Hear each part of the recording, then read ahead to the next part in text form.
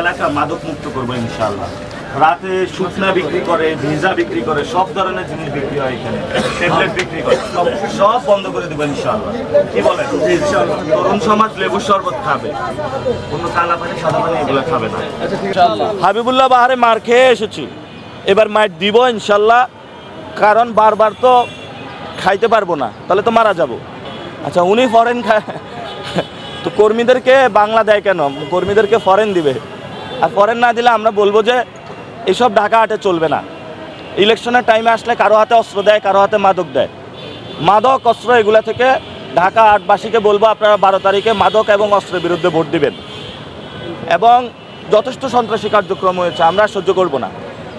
আমাদেরকে নাকি হুমকি পাচ্ছি, বিভিন্ন জায়গায় গোয়েন্দা রিপোর্ট আসতেছে, জনগণ থেকে রিপোর্ট আসতেছে, আমাদেরকে নাকি মাইট দেওয়া হবে। এবার আসুন ইনশাল্লাহ শক্ত হাতে প্রতিরোধ করব ইনশাল্লাহ। হাবিবুল্লাহ বাহারে মার খেয়ে এসেছি, এবার মাইট দিব ইনশাল্লাহ। কারণ বারবার তো খাইতে পারবো না, তাহলে তো মারা যাব। এবার কিছু দিব উত্তম মাধ্যম ইনশাল্লাহ। আর আরেকটা বিষয়, আজকে নাকি বাইতুল মুকাররমে একজন আসবেন অপবিত্র, তো সেইখানে রাস্তাঘাট সব কিছু বন্ধ করে দেওয়া হয়েছে। তো এটা কি প্রাইম মিনিস্টার নাকি জমিদারি এলাকা? আর আপনারা সবাই দোয়া করবেন আমি যাতে সংসদে গিয়ে স্বরাষ্ট্রমন্ত্রী হতে পারি এবং মাদকের পুরো বাংলাদেশ থেকে মাদক উচ্ছেদ করতে পারি ইনশাল্লাহ।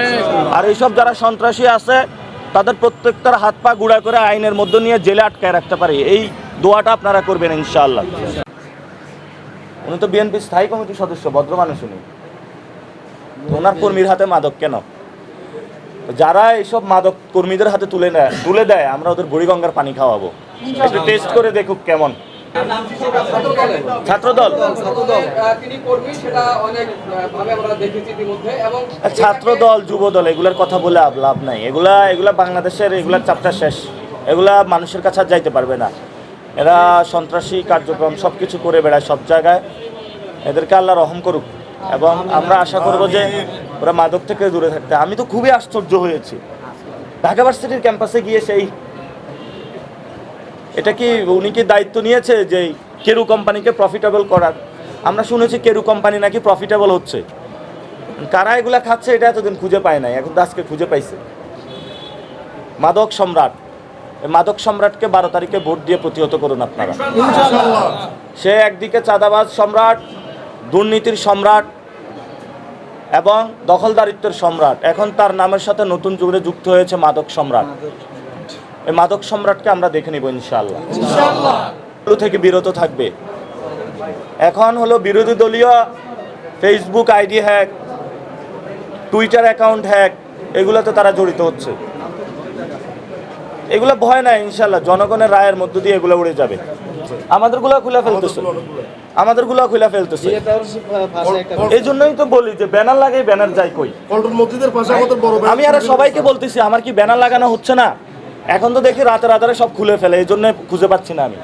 আমি একসাথে নামবো, আমি নিজে নিয়ে গিয়ে ব্যানার লাগাবো ইনশাল্লাহ। দেখি এবার কে ছিটতে আসে। নাসিরউদ্দিন পাটোয়ারি বনাম আব্বাস, এই গেমসগুলো আসলে কারা তৈরি করছে? আপনার সমর্থকরা তৈরি করছে না সাধারণ মানুষ তৈরি করছে? আপনার কি বলার আছে? হ্যাঁ, আমিও অনেক গেমস দেখতে পাইলাম যে চাঁদাবাজির অভিযোগে মির্জা আব্বাস সাহেবকে পিটাই দিয়েছে পোলাপাইন। তো এগুলো আমি আসলে নেটের মাধ্যমে দেখতে পাইছি, অনেকে গেম বানাচ্ছে। তো এটা যখন লড়াই শুরু হয় সব জায়গাতেই শুরু হয়ে যায়। যারা মাঠে আসতে পারে না তারা ঘরে এই ধরনের যারা সমাজে চাঁদাবাজি, সন্ত্রাস, মাদক বাণিজ্য থেকে শুরু করে মানুষের উপর অত্যাচার চালিয়ে যাচ্ছে, গেমের মাধ্যমে তাদেরকে প্রতিহত করার চেষ্টা চালাচ্ছে। সর্ব জায়গায় শুরু হয়েছে প্রতিবাদ। ইনশাআল্লাহ 26-এর ইলেকশনের মধ্য দিয়ে বাংলাদেশ থেকে যারা চাঁদাবাজ, সন্ত্রাস, মাদক সম্রাট যারা আছে তাদের ওয়াশ আউট হয়ে যাবে ভোটের মাধ্যমে। আর বড় একটি বিষয়, অনেকে বলে যে আমি বিজয়ী হব। বিজয়ী কে হবে এটা জনগণ ডিসাইড করবে, জনগণ ভোট দিয়ে এটা সিদ্ধান্ত নেবে। কারো বাপের কোনো সাহস নাই, উনি সিদ্ধান্ত নেবে। এর জন্য জনগণের হাতে রায় ছেড়ে দিন। জনগণের সিদ্ধান্তের মধ্য দিয়ে ইনশাল্লাহ আমরা একটি নতুন বাংলাদেশে যাব। জনগণের কাছে কি পরিমাণ আসলে সাড়া পাচ্ছেন দুয়ারে গিয়ে? জনগণের কাছে আলহামদুলিল্লাহ ভালো সাড়া পাচ্ছি। তবে ঢাকা হাটে একটা ভালো দিক, শিক্ষিত মানুষ বেশি, মানুষকে অনেকটা টাকা দিতে চায়। মানুষ বলে আপনার টাকা আপনার কাছে রাখুন, এসব 2 নাম্বারি টাকা নিব না, এবার ভোট ক্রয় বিক্রয় চলবে না। তো তারা বলছে আমরা স্বতঃস্ফূর্তভাবে যাব, আমাদের সন্তানদের ভোট দেব, যারা আমাদের অধিকারের জন্য লড়াই করেছিল, যারা শেখ হাসিনাকে বাংলাদেশ থেকে বিদায় করেছিল, যারা বাংলাদেশে ইনসাফের রাজত্ব কায়েম করতে চায় তাদেরকে আমরা ভোট দেব। আর আরেকজন জনগণ, একজন আপা আমাকে বলেছে যে একবার মেয়র হয়েছে, একবার এমপি হয়েছে, তো বারবার ফেল যে করে, ওকে কেন এবার ভোট দিব? ব্যর্থ তো হয়েছে। শাহজাহানপুরে গিয়েছিলাম, বলে যে আমাদের এখানে কোনো উন্নয়ন হয় নাই।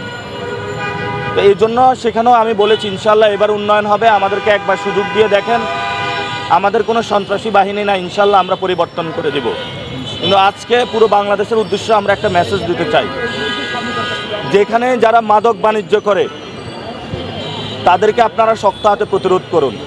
ঢাকা 8-এ আমরা মাদক মুক্ত ঢাকা 8 গড়ব ইনশাল্লাহ, এবং মাদকের সব সিন্ডিকেট ভেঙে দিব।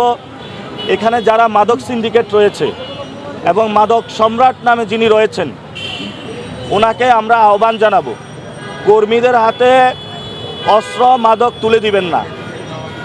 সে কর্মী মাদক খেয়ে পরবর্তীতে আপনার উপরে আঘাত করে বসবে। এই জন্য কর্মীদেরকে মাদক থেকে দূরে রাখুন। আমরা ইনশাল্লাহ মাদক বিরোধী ক্যাম্পেইন শুরু করব। যারা এই ধরনের ঢাকা বিশ্ববিদ্যালয় স্টুডেন্টদের এরিয়া যায়, এক দলের একজন কর্মী সে মাদক সেবন করতেছে, আমরা ঢাকা 8-কে ইনশাল্লাহ মাদক মুক্ত বানাবো। এবং যদি বেশি খাইতে ইচ্ছা করে তাহলে বুড়িগঙ্গার পানি খান, কিন্তু মাদক সেবন করবেন না ঢাকা 8-এ। যদি আরও খাইতে ইচ্ছা করে তাহলে ময়লা খান, কিন্তু হলো মাদক সেবন করবেন না। আমরা মাদকের বিরুদ্ধে ইনশাল্লাহ যুদ্ধ ঘোষণা করলাম। আমরা আশাবাদী 11 দলীয় জোট সরকার গঠন করবে।